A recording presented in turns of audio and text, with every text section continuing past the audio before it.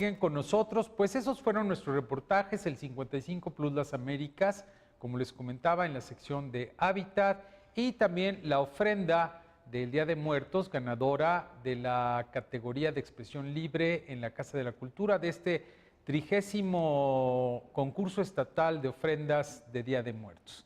Hoy tenemos en el estudio, como les había comentado, a Zoé Infante, que es el delegado estatal de la Procuraduría de Defensa del Contribuyente, con quien vamos a platicar y vamos a pedirle que nos comente y nos informe qué es la Procuraduría, cuál es su ámbito de trabajo, de qué manera los ciudadanos podemos acercarnos con ella a solicitar sus servicios, su asesoría y también en qué casos específicamente es importante que tengamos presente que existe y que podemos echar mano de ella para defender nuestros derechos contra actos de autoridad que estén por encima de lo que la normatividad establece. Zoé, bienvenido, qué gusto que estés aquí en Agenda Urbana con nosotros.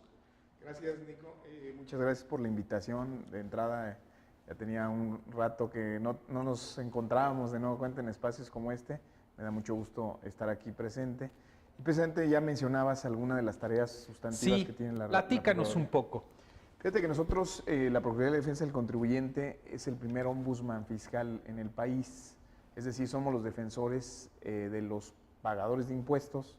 Tú, como mucha gente que nos ve y que nos escucha, particularmente llegan a tener en algún momento un problema con la autoridad fiscal.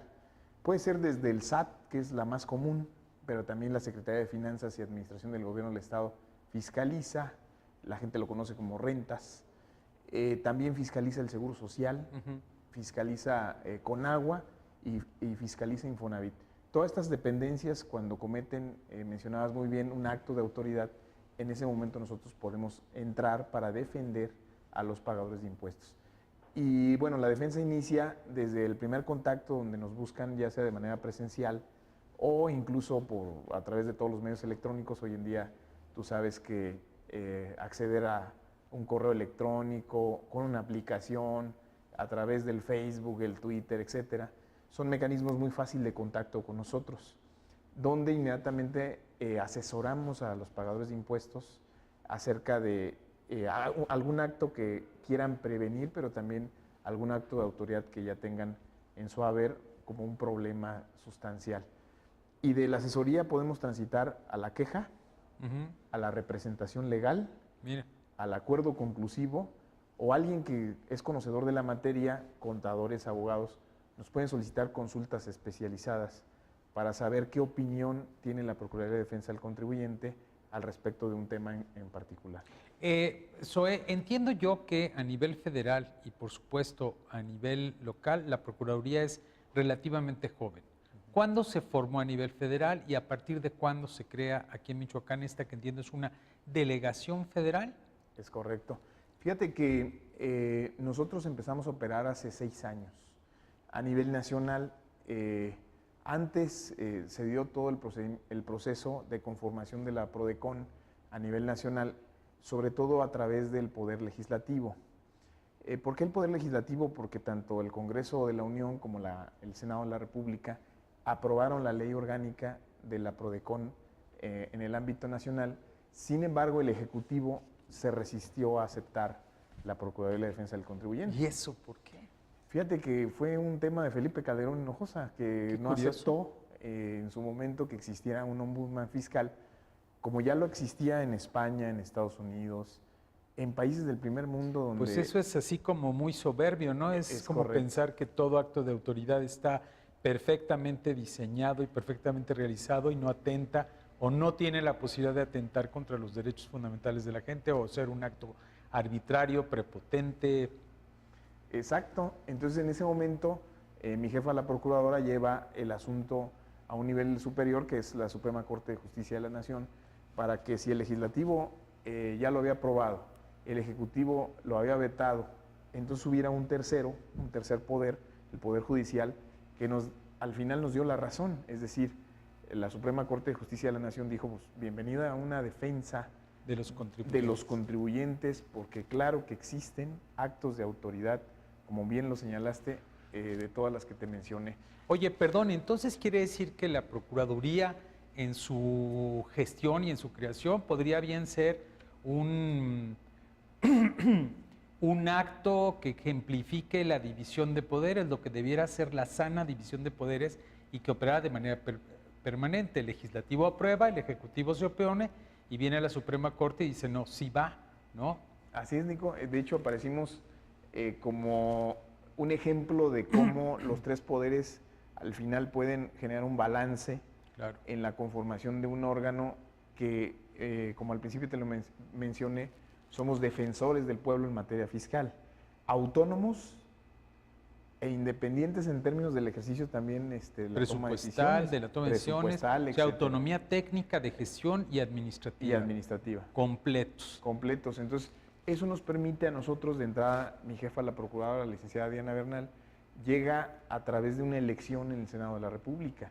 Ah, no es designada. No, no es designada. Mira. Entonces, esa libertad que te da el hecho de que el Senado de la República en una primera instancia la elige por 4 años y hoy en día fue reelecta por su trabajo de manera unánime, nos lleva a que primero instala la Prodecon a nivel nacional en la Ciudad de México y de ahí inicia la desconcentración de la Procuraduría en varios estados de la República.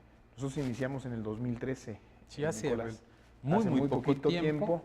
Y inmediatamente empezamos a recibir a muchos contribuyentes que se quejaban, que nos pedían representaciones legales a favor de actos de autoridad que se volvían hasta cierto punto comunes. Y yo pensaría que del 2013 al 2014 probablemente al principio la gente nos iba a recibir y tarde o temprano la autoridad también iba a corregir sus prácticas y las quejas y la representación legales no iban a crecer tanto. Déjame decirte que crecemos casi al 100% año con año. Año con año. A ver, aquí hay una pregunta. ¿Esto a qué se debe? ¿Es una cuestión de diseño de la política pública o de la política pública de estas instituciones o entidades fiscalizadoras? ¿Es que la implementación de los procedimientos que acompañan a esas políticas públicas se hace mal, no se sustentan adecuadamente, se hacen a la ligera? La segunda, te diría, muchas de las malas prácticas se transmiten directamente a los contribuyentes. Mira. Entonces, por ejemplo, una mala práctica muy común es cuando un empresario, la gran mayoría de los que solicitan devoluciones de IVA son empresarios, y la autoridad se resiste a la devolución del IVA. Pero no nada más también se resiste a la devolución del IVA, la devolución del impuesto sobre la renta es otro de los grandes problemas que el contribuyente llega a la Prodecon para solicitar la intervención de nosotros. Es decir, hay un marco legal bastante claro en donde las autoridades fiscales no necesariamente la respetan tal cual debería de ser. Entonces, en ese momento nosotros intervenimos. Al principio, en el 2013, Nico, llegó un momento en que la gente decía, pero si ustedes son gobierno federal, claro, ¿cómo le va a pegar el gobierno federal al mismo gobierno federal? No, la clave está en que, de entrada, ¿cómo llegamos? Bueno, lo que tú dices, claro, y es que son una institución que tiene un ámbito de trabajo nacional, federal, por así decirlo, pero son autónomos, que eso es lo que hay que aclararle a la gente, ¿no? Definitivamente, incluso gracias a ello, la gente cada vez tiene más confianza en cómo interviene la Procuraduría, porque esa autonomía te da mucha libertad para ejercer tus funciones como ombudsman fiscal. E incluso en la ley, cuando la Procuradora la diseñó, no somos nada más recomendadores, Nicolás, que eso distingue mucho a los diferentes, bueno, al otro ombudsman nacional, que es la Comisión Nacional y las estatales de derechos humanos, sí, sino también somos sancionadores. Ah, ustedes pueden sancionar a las autoridades fiscales cuando éstas incurren en prácticas. Eso está ¿Y tienen suficientes dientes? Sí, sí, porque incluso nosotros desde multamos a un funcionario que no contesta un oficio hasta si no asiste a una reunión, etcétera. Es decir, ejercemos ahora sí que nuestras funciones sustantivas basadas fundamentalmente en el diálogo y en el acuerdo. No obstante, cuando no se cumplen o no se desean cumplir, en ese momento nosotros tenemos ese tipo de prácticas para que los funcionarios atiendan lo que la ley de la Prodecon establece. Oye, no debe confundirse, o sea, supongo, la Prodecom no es una instancia para que la gente recurra a ella para no pagar impuestos. Es correcto. ¿No? Hay que pagar impuestos porque precisamente pagando impuestos es cuando pudiese presentarse algún acto de autoridad extralimitado en su ámbito o en su diseño que les afecte. Es decir, si yo pago impuestos y me están cobrando de más o no me están haciendo una devolución de IVA o de ISR que está perfectamente acreditada y que me la tienen que devolver, recurro a la Prodecom. Es correcto. Pero no es una instancia para no pagar impuestos. No, de hecho, incluso otros de los servicios que comúnmente la gente nos solicita es cuando te multan o te embargan sin razón alguna, es decir, el contribuyente se ve afectado directamente incluso a su patrimonio en el momento en que procedió ya un embargo en su contra, y en muchas ocasiones el contribuyente dice, ni enterado estoy, no estaba notificado previamente. No estoy notificado, porque incluso la notificación no se hizo bien, porque incluso la multa el contribuyente desde el principio no la admitió porque no era motivo de ser multado. Es decir, hay muchas problemáticas alrededor, pero sí, definitivamente nosotros partimos de la cultura contributiva como eje fundamental, siempre creyendo en la buena fe del contribuyente. Es decir, partimos de la presunción siempre de inocencia, pero particularmente de la buena fe del contribuyente. En ese momento nosotros nos guiamos a través de ese mecanismo. Eso nos ha llevado, Nico, a tener resultados por arriba del 90% favorables de los contribuyentes. Es decir, yo siempre les he dicho a algunas autoridades fiscalizadoras, nuestra razón de ser tiene que ver con que la gran mayoría, la enorme mayoría de los contribuyentes tenían razón.